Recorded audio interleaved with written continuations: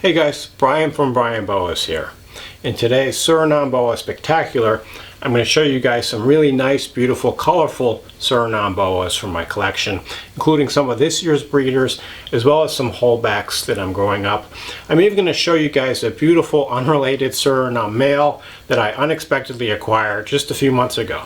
So be sure to stay tuned for that. So first off, you may have noticed that my upload schedule has gotten a little bit erratic lately. I've just been so super busy with the breeding, which is always a good thing. But I've got loads of babies I'm taking care of. I got gravid females I'm still maintaining and expecting litters from. So it's just been really hectic lately. You know, when a litter drops, I have to stop everything and deal with it. So sometimes my video ideas have to be put on hold. But today I just wanted to show you some of the beautiful Surinames that I have. Some of you guys have seen some of these animals before. Some of them I've never had on video before, so we'll take a look at those. In my collection, probably about 25% of the animals I have are Suriname Boas. So it's a pretty major collection of Suriname Boas, and I've got some really beautiful animals representing a lot of different bloodlines. I've had quite a bit of luck with these guys in the past, so I've held back quite a few animals that I've grown up and, you know, am now breeding. But I wanted to start off with this girl. This is a female from what I call my original bloodline, also my Peaches bloodline. I have a male Prometheus, which is also from that bloodline. But this female was born in 2016. Unfortunately, she's in shed right now, and it seems like every time I plan a video around certain boas, some of them end up being in shed, so you'll have to deal with that. But her colors are just really beautiful pink. She's got a lot of pinks, which aren't coming through as well as they could be, but you can probably see some of that pink. But this female bred for the first time this year, and she had a small litter a few months ago, one of, you know, my earliest true red tail litters back in, I think it was May actually. And I have some of these animals, babies that I'm getting established right now. But just really like this animal. She kind of got a different look. She's got this kind of irregular peak saddles, a lot of freckles. In fact, I call this one Freckles is her name because she's got lots of freckles. But she's got a lot of pink. And I have quite a few pictures of her when she has just shed, and she looks much better and much pinker. But just a really beautiful, colorful Suriname female that just reached breeding age and started breeding for me. The second snake for today's video is actually a full sibling litter mate to the female I just showed you. This is a male from that same 2016 litter, and this guy also had his first breeding season this year, and he has his female, his girlfriend, who is unrelated to him, is now gravid. So hopefully we'll have a litter from her probably sometime in late August. But this guy is another like super colorful animal. You can see all the pink and purple overtones to his scales. His pattern is a little bit cleaner than the female I just showed you. Just a really nice, solid, beautiful example of a Suriname true red tail. And so this guy was one of the animals that I held back from that litter back in 2016. Incidentally, that was my largest litter of true red tails. That was like 25 babies.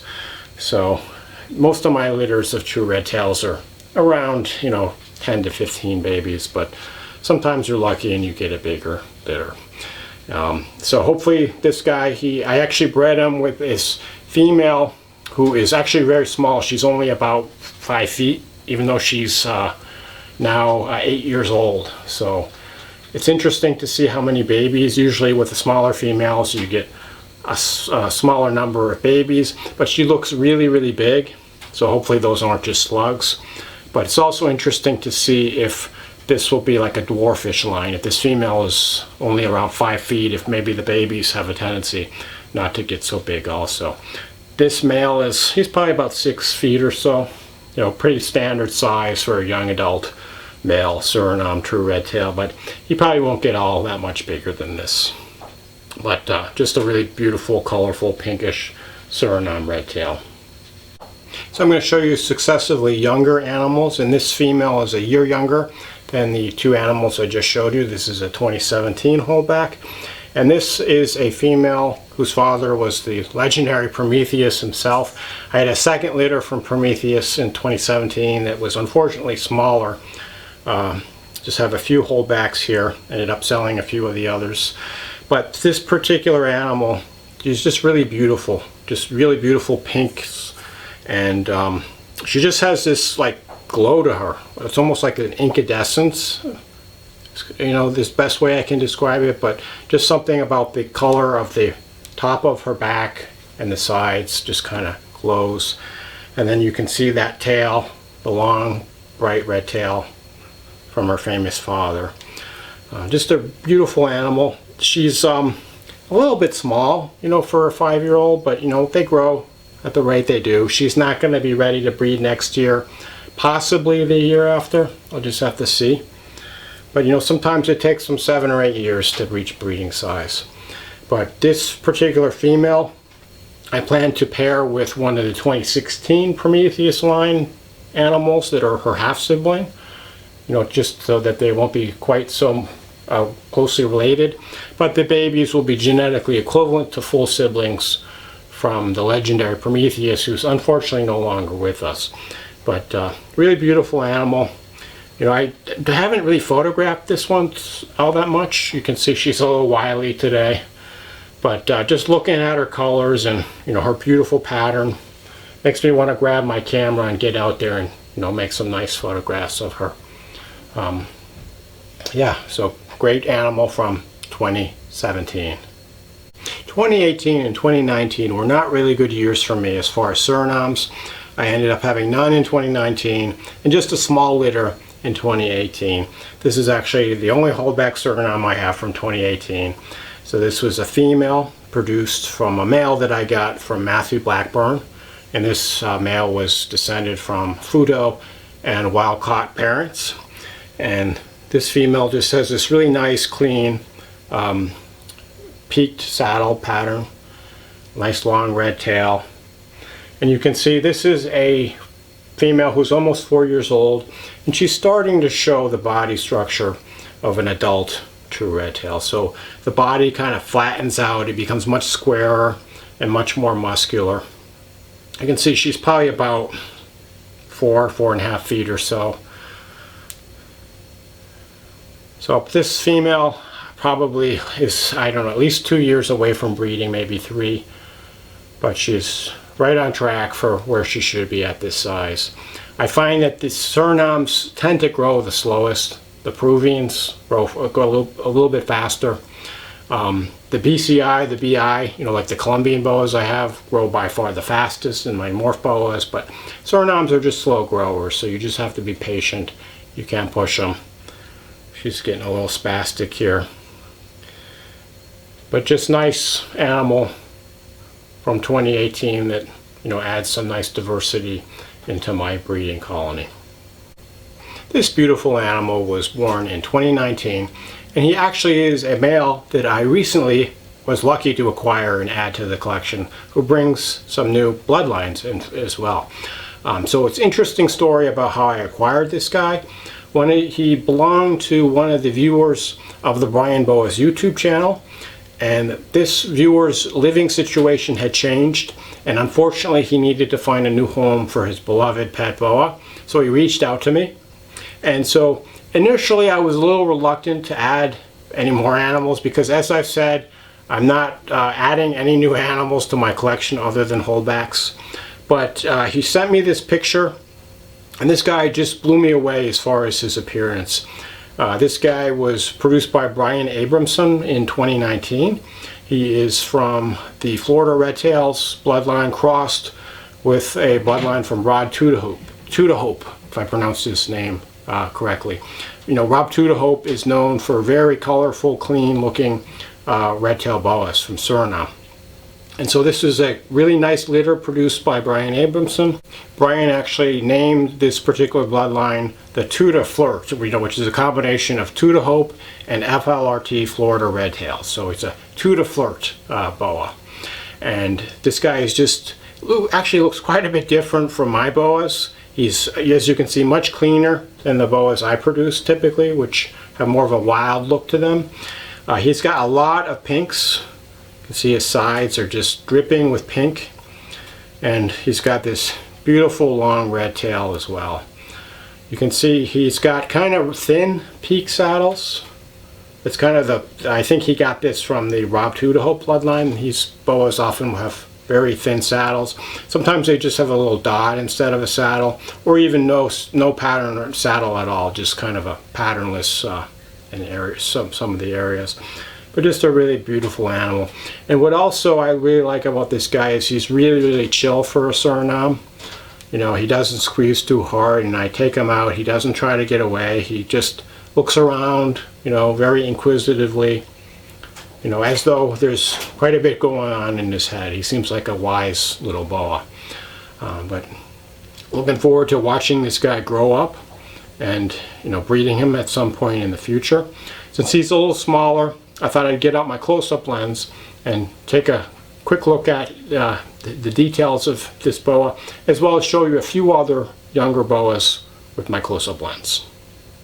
So here he is in close-up, and hopefully this gives you a better idea about the beautiful colors of this guy. He's got quite a bit of pink and almost this orangey look to him, especially on his sides. And then of course the long red tail. You can see all the pink in his head there.